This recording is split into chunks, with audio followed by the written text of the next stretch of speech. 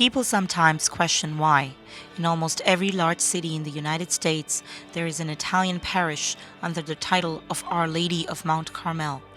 The Church of Our Lady of Mount Carmel in Newark NJ is no different. During the time of large immigration of Italians from Italy to the United States, the majority of the ships leaving Italy departed from Naples.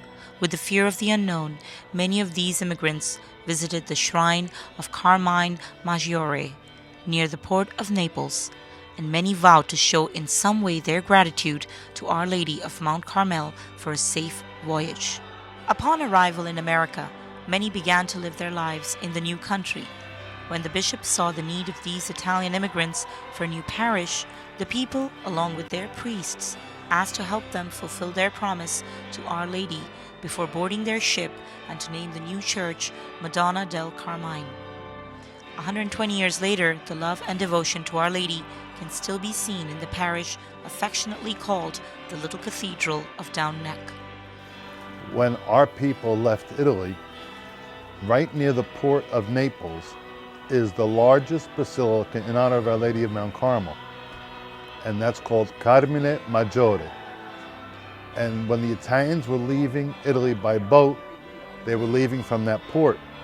And many of them went to that church and made promises that when they got to America safely, they would dedicate their new home to Our Lady of Mount Carmel. When these early people came here, that was their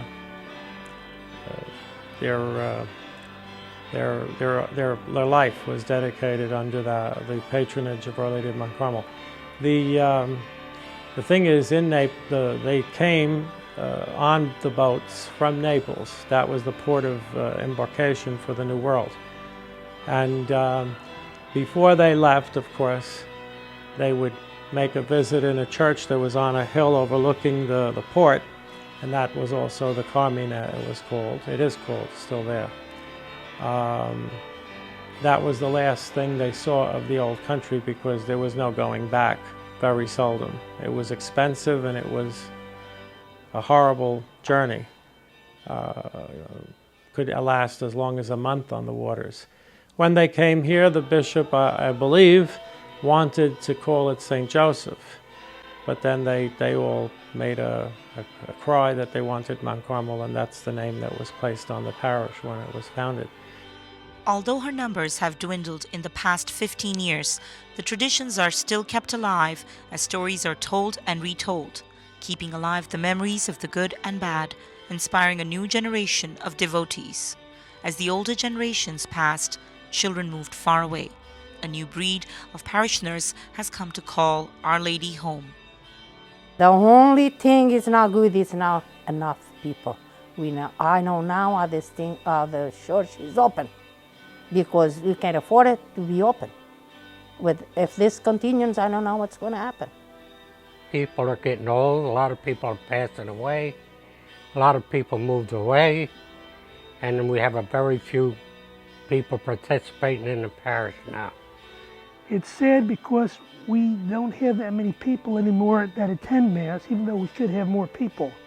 And it's not a good sign in the future because we need people, and the small amount of us work hard to keep the parish open.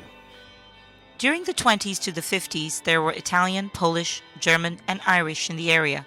The churches in the area reflected these cultures.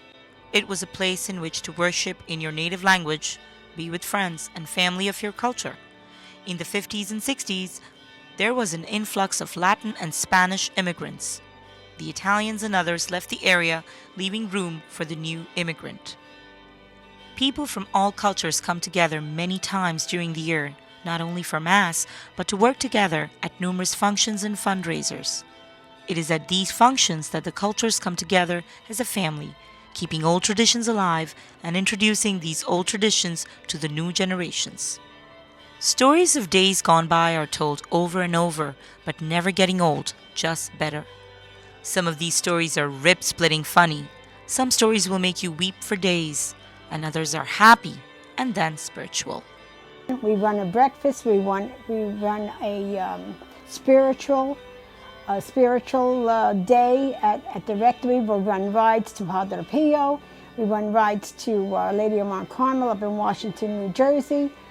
We try to get as many members. We do have a lot of members, but a lot of our members are shut-ins now. Very sorry to say. They don't do what we do down at Our Lady of Mount Carmel. Fran, Don, the group, Carmen and Catherine, they work like dogs down there for our feast. They do everything. What you ask them to do, they'll do it. There's no stopping them. You know, the older they get, the better they get. You know, Don works at church 24 hours a day, 7 days a week. You know, Fran's down there all the time, cleaning, doing stuff. Tony Oliveira is another one that he dedicates his life to the church. His kids, they all dedicate their life to the church. You know, I can remember a couple of years ago, our manger outside fell down. I made a phone call, 5 minutes, they were all there. Like a beacon, Our Lady waved to those long ago immigrants, leaving their family and homes for a new start in the new world, looking for the streets paved with gold in America. Her children, with a promise in their hearts, landed on these shores, building a beautiful church in her honor. This church stands today not because of the mortar and brick used to erect her, but because of the love that still grows inside her walls, the stories told that keep her walls strong. We are open to embrace everybody to come. And like now, I'm not like that lady who told me, you don't belong here, lady.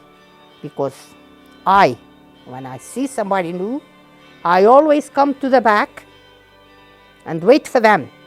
And I say, you new here? Welcome to our church. Thank you. Our Lady of Mount Carmel will be here 120 years from now.